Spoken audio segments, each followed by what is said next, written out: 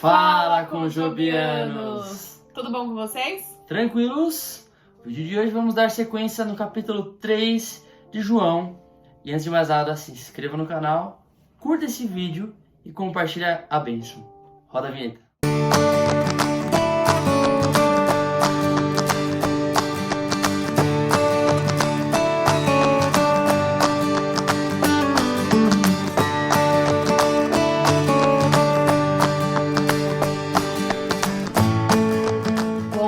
Como vocês já sabem, nós já estudamos o capítulo 1 e 2, né? E agora a gente está entrando no terceiro capítulo. Para recapitular rapidamente, você sabe que João escreveu essa carta para os irmãos que estavam ali recebendo falsos ensinamentos de falsos mestres, até gnósticos. Se você não sabe o que a gente está falando, o card vai aparecer por aqui em algum momento. E volta no vídeo anterior, nos vídeos anteriores, capítulo 1 e 2, para você poder se situar no que a gente está falando. Mas só para a gente poder recapitular, basicamente é isso. E aqui ele passa algumas instruções a mais para esses irmãos em Cristo. Então, bora com a gente. Capítulo 3 de 1 João, versículo 1, diz assim: Vejam como é grande o amor que o Pai nos concedeu, que fôssemos chamados filhos de Deus, o que de fato somos. Por isso o mundo não nos conhece, porque não o conheceu. Ele finaliza o capítulo 2 falando sobre os filhos de Deus. Então ele vem falando que agora nós pertencemos a Deus, que nós somos dele. E para começar esse capítulo 3, ele fala que quão grande amor é esse que Deus nos amou, para nos fazer parte por adoção como filhos de Deus. E esse é um conceito que os romanos conheciam bem, porque na antiguidade, lá na época de João, os romanos eles faziam isso. Então eles tinham essa lei que podiam receber filhos por adoção, e quando esses eram recebidos na família, todo o passado, todas as dívidas eram apagadas, e era como se essa pessoa de fato tivesse nascido naquela família. Então é esse contexto que o João está querendo trazer à memória desses irmãos em Cristo. O apóstolo se refere aos salvos como filhos de Deus por adoção, retratando um fato que por causa de Jesus é real, e não é meramente um título, que nós somos de fato filhos de Deus, ou que na época eles eram filhos de Deus. Exato. E aí no versículo 2, meus amigos, agora nós somos filhos de Deus, mas ainda não sabemos o que vamos ser. Porém, sabemos isto, quando Cristo aparecer, ficaremos parecidos com Ele, pois o veremos como Ele realmente é. Então aqui nesses dois versículos a gente vê João usando 3 tempos, né? A gente vê ele trazendo o passado, nos chamando a atenção para o momento em que Deus nos chamou de filhos, né? Em que Deus, como o Guilherme falou, nos adotou, ele nos fez renascer, e a gente vê o agora, né? Que hoje nós somos filhos de Deus por intermédio de Cristo Jesus, e aí a esperança do futuro, que é de vermos Cristo como Ele realmente é e de nós termos os nossos corpos glorificados, né? Conforme fala aqui no versículo 2. Exatamente, faz uma ponte entre passado, presente e futuro. Maravilhosa certeza e segurança, que basicamente ele está falando, olha, os salvos têm essa certeza, essa segurança. Então, se vocês são de fato salvos, vocês têm que ter essa segurança. O versículo 3, todo aquele que nele tem esta esperança, purifica-se a si mesmo, assim como ele é puro. Então aqui no capítulo 3, João novamente reforça que todo aquele que nele tem essa esperança, purifica-se a si mesmo. Então é uma marca de que todo aquele que é salvo em Cristo busca ter uma vida de intimidade com Ele, com o intuito de se purificar. É como se João estivesse falando, olha, se vocês de fato são de Cristo, vocês vão buscar essa purificação, porque vocês sabem, vocês têm essa compreensão e esse entendimento de que vocês precisam se purificar em Cristo, como Ele também é puro, né? Entre outras palavras, se você é de fato de Deus, você vai buscar ter uma vida próxima dele, porque quanto mais próximo dele, mais puro você estará, mais purificado você estará, e mais parecido com Cristo você vai estar. Basicamente é o que João fala aqui, da pureza moral frente à prática do pecado, onde verdadeiramente quem é salvo em Cristo vai praticar, né? Isso aí. Versículo 4. Todo aquele que pratica o pecado transgride a lei. De fato, o pecado é a transgressão da lei. E aqui a gente vê que o versículo fala por si só, né? A gente nem precisa de interpretação. Se nós vivemos em pecado, nós estamos desobedecendo a Deus, estamos transgredindo a lei. Então, é como se estivesse dizendo aqui, Jesus ele veio para fazer, ele morreu na cruz por nós. Ele fez ele se ofereceu como sacrifício por nós. E aí, ele veio para acabar com o pecado. E aí, o que a gente faz? A gente vai viver no pecado? Nós estamos desobedecendo a Deus e nós estamos transgredindo a lei. Se você está trazendo para os dias de hoje uma aplicação prática, se você tem a compreensão do que é o pecado e quem é você frente a Deus e o que Ele fez por você, não tem como você dizer que é salvo, crente em Cristo e continuar numa vida de pecado. É uma coisa totalmente contradizente a outra. Versículo 5. Vocês sabem que Ele se manifestou para tirar os pecados e nele não há pecado. Então aqui João retrata uma natureza gloriosa e majestosa de Deus, Jesus Cristo, onde não há pecado em Cristo e que Ele se deu para que pecadores imundos pudessem ter de volta a comunhão com Deus. Vimos um comentário, dizendo que se Cristo veio para acabar com o pecado, por que vamos continuar vivendo nele? Então nós vimos esse comentário e eu achei bastante pertinente até para trazer para vocês aqui no vídeo, porque se de fato Cristo morreu por você e Ele morreu para tirar o nosso pecado de nós, o efeito do pecado sobre as nossas vidas, seres humanos, por que a gente vai continuar praticando esse tipo de coisa e ofendendo a santidade de Deus? Porque de fato o pecado é isso, é ofensa a Deus, diminuir o sacrifício de Cristo na cruz, que não pode ser diminuído através das nossas atitudes. Reflita. Versículo 6. Todo aquele que nele permanece não está no pecado. Todo aquele que está no pecado não viu nem o conheceu. Então aqui a gente vê um contraste perfeito, entre Jesus e o pecado. Não tem como você ser salvo e continuar pecando, vivendo na prática do pecado. É o que ele fala. Todo aquele que está no pecado não viu e não conheceu a Deus. Então, mais uma vez, assim como nos outros capítulos, João traz aqui as evidências de se você é salvo ou não. Porque nós sabemos que, como cristãos, nós estamos propensos a cometer pecado, Nós não temos nossos corpos aperfeiçoados. Então, acidentalmente, por conta da nossa carne, nossa carne que milita contra o espírito, ela fica nos tentando dia e noite, Então a gente pode cair no pecado, isso é fato. Mas viver pecando, não. Se você é cristão, você não vai tolerar o pecado. Ele vai ser um acidente na sua vida. Exatamente isso, meus queridos. E é lá no versículo 7 ele continua. Filhinhos, não deixe que ninguém os engane. Aquele que pratica a justiça é justo, assim como ele é justo. O versículo ele é basicamente autoexplicativo, porque se trata de Jesus Cristo, sendo ele justo. E eu, como ser humano, ou homem, pecador, quando estou em Cristo, tenho atitudes mais justas e eu me pareço mais com Ele. Então, quando ele diz filhinho de uma forma amorosa, querendo lembrar aqueles judeus que estavam sendo enganados ali pelos falsos mestres e os gnósticos com falsos ensinos, dizendo que Jesus não era bem filho de Deus, que você podia, mesmo adorando a Deus ali, Deus queria o seu espírito, e não só a carne propriamente dita. Então você podia fazer o que você quisesse, você podia viver da forma que você achasse melhor e que não tinha o menor problema. Então João está dizendo, olha, não é bem assim que funciona a coisa. Não deixem que ninguém engane vocês, não deixem que nenhum falso ensino venha ludibriá-los ou venha enganá-los. Aquele que pratica a justiça é justo. Então, se Deus é justo, automaticamente, se eu estou nele, eu preciso viver uma vida justa. Basicamente é o que João está dizendo aqui para os judeus ali na época, Exatamente. E aí no 8. Aquele que pratica o pecado é do diabo, porque o diabo vem pecando desde o princípio. Para isso, o Filho de Deus se manifestou, para destruir as obras do diabo. Todo aquele que é nascido de Deus não pratica o pecado, porque a semente de Deus permanece nele. Ele não pode estar no pecado, porque é nascido de Deus. Desta forma, versículo 10, sabemos quem são os filhos de Deus e quem são os filhos do diabo.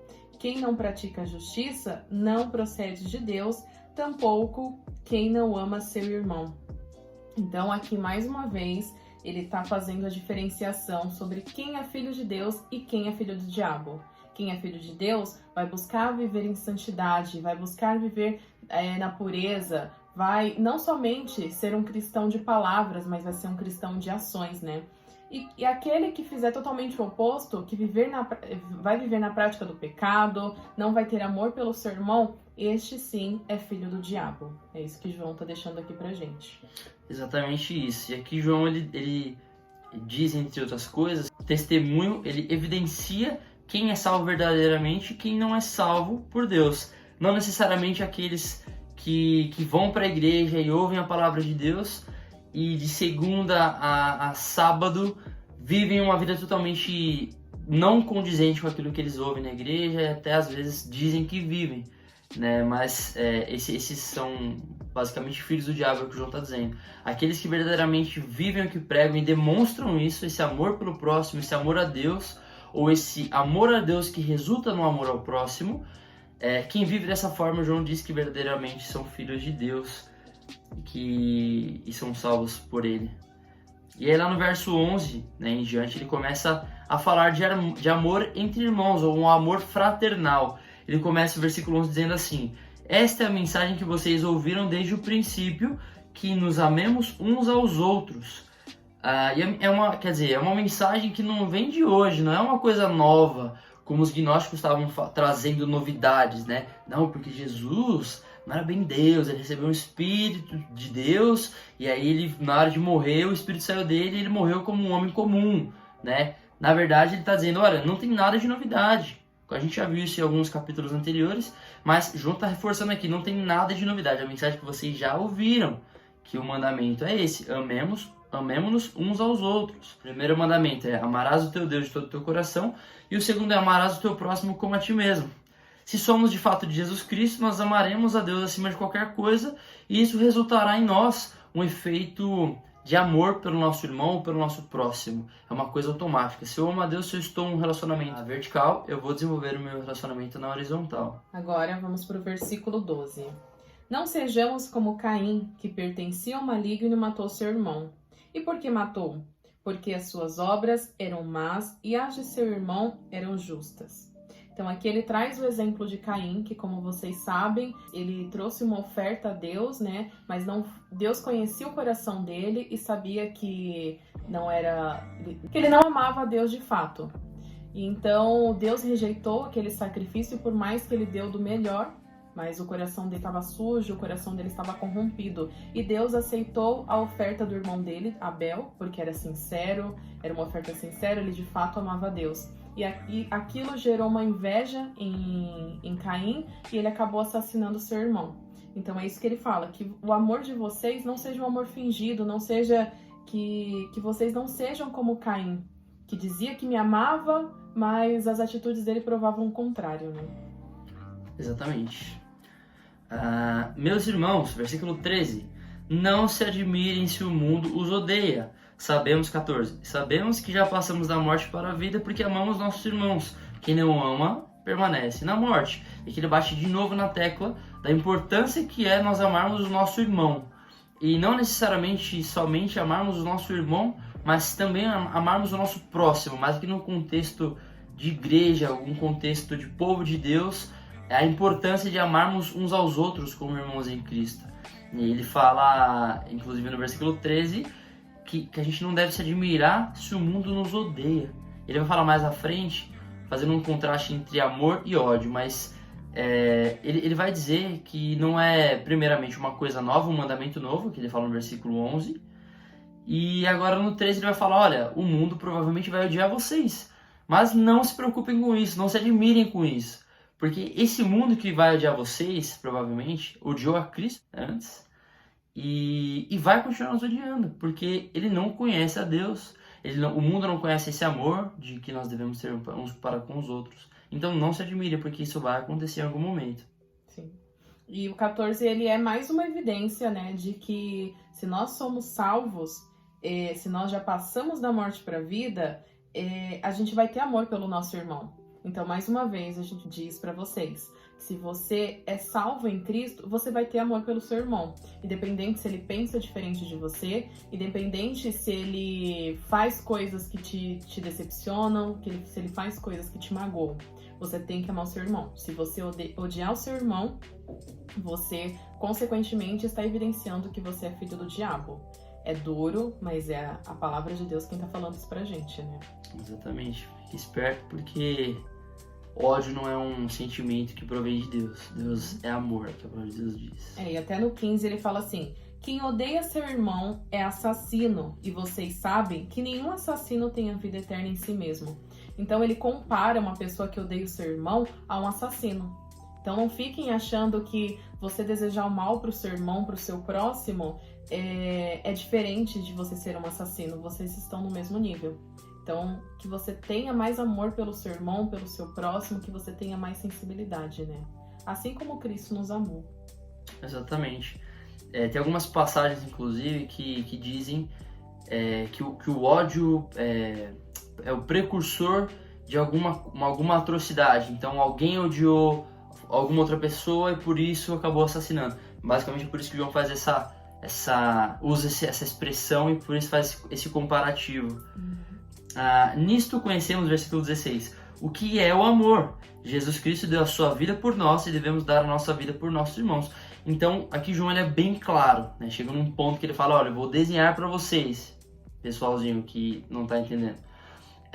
Jesus Cristo deu a vida por nós, seres humanos imerecedores, pessoas egoístas, pessoas pecadoras que iriam ofender, inclusive, que ofenderam e iriam ofender nas gerações futuras o nome de Jesus Cristo, e o nome de Deus Pai. Num contexto onde Cristo veio para morrer por essas pessoas.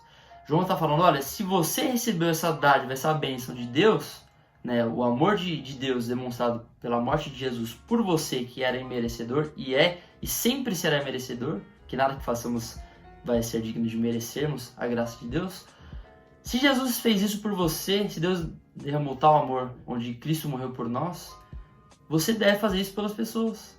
Dê a sua vida. Sirva as outras pessoas. Ame as outras pessoas. Demonstre esse amor por vidas, por pessoas.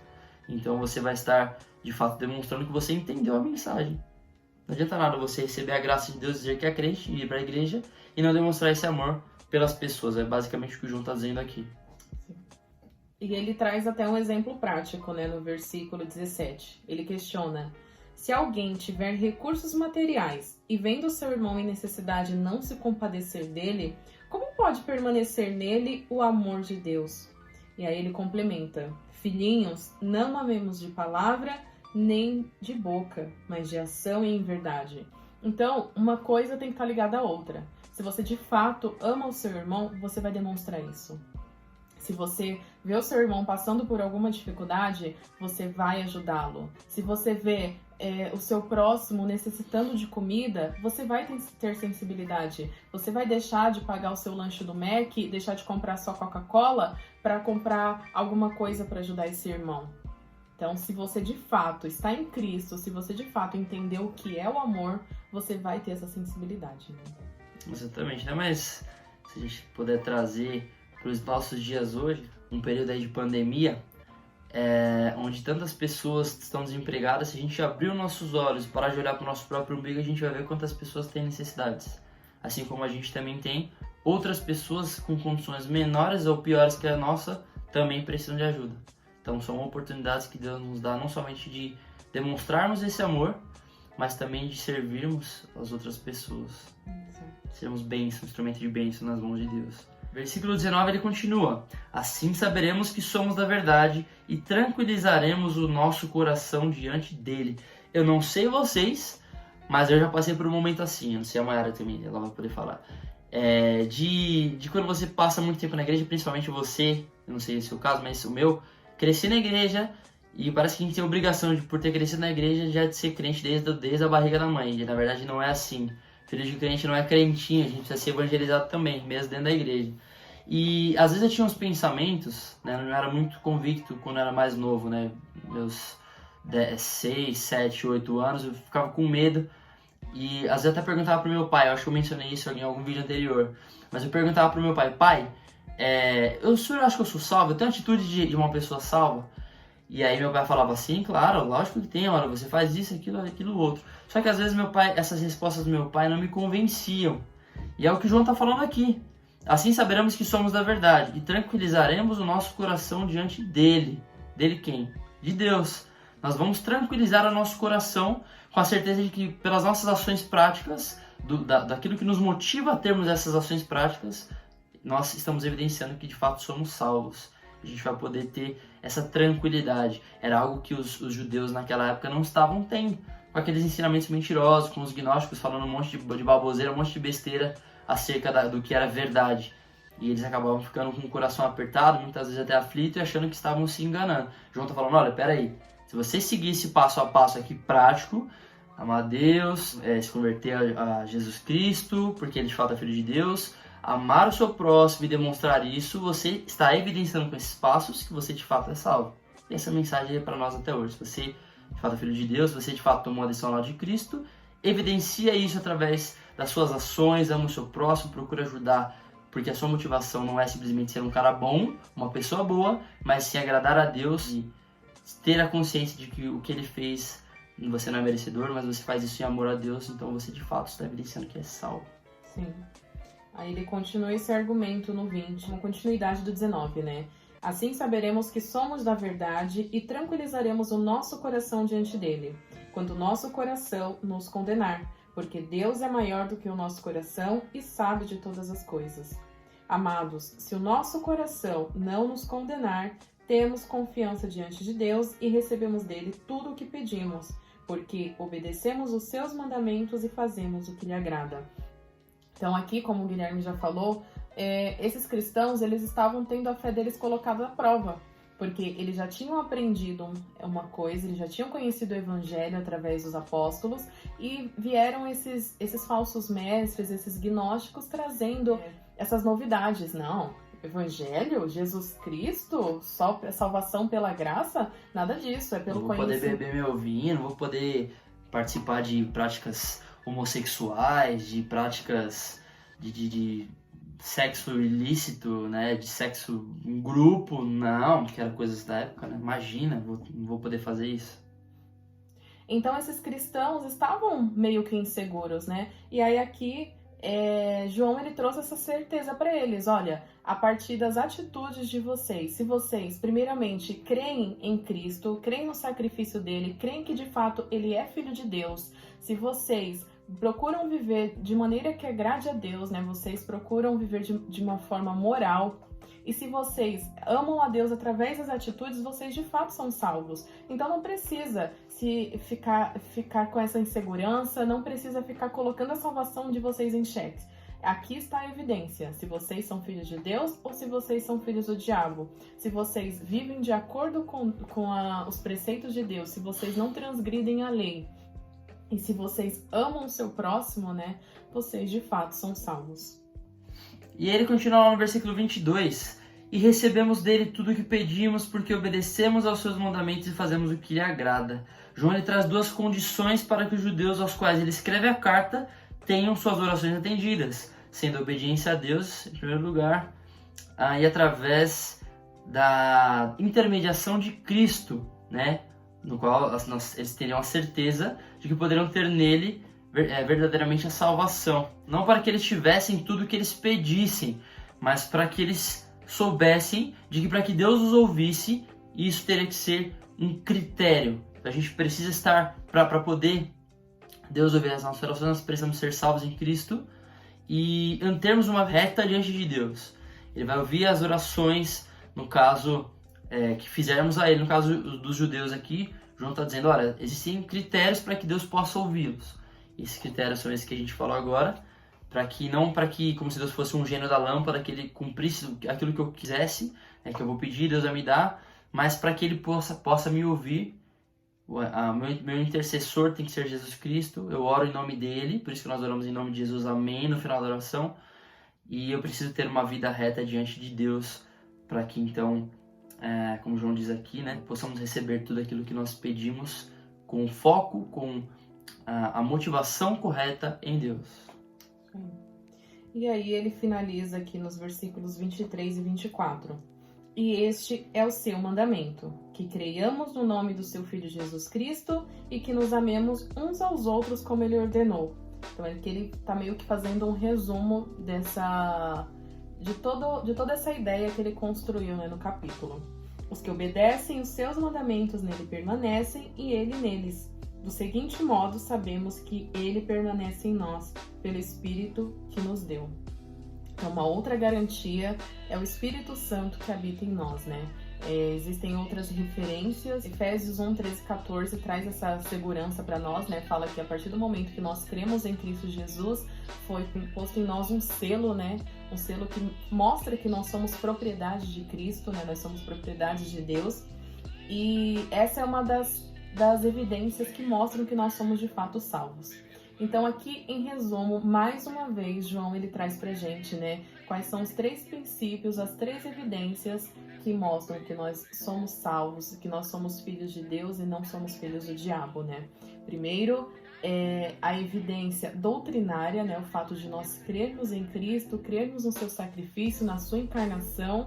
A evidência moral, que se nós vivemos de uma maneira digna, se nós não vivemos na prática do pecado, e a terceira evidência, que é pelas nossas atitudes, né? Pela prática. Se nós amamos, nós vamos demonstrar isso. Como? Obedecendo a Deus e amando aos nossos irmãos, ao nosso próximo. Né? Então é isso, galera. Esse foi o capítulo 3 de 1 João. Próxima semana, capítulo 4. Não esqueça de anotar, fazer os primeiro passo do método indutivo. O segundo passo e o terceiro, primeiro as perguntas arqueológicas, a parte de observação, que é o primeiro passo. O segundo passo, a parte de interpretação, E terceiro e último passo, a parte de aplicação prática. Beleza? Se inscreva no canal, deixa o like no vídeo, comente aqui embaixo o que você está achando. Se tem algum livro que você gostaria de estudar com a gente, manda aqui pra gente poder também estudarmos juntos. Beleza? Um feliz ano novo, que Deus abençoe o 2021 de vocês. E lembre-se, nunca se esqueça disso. Juntos somos com Job. Fala!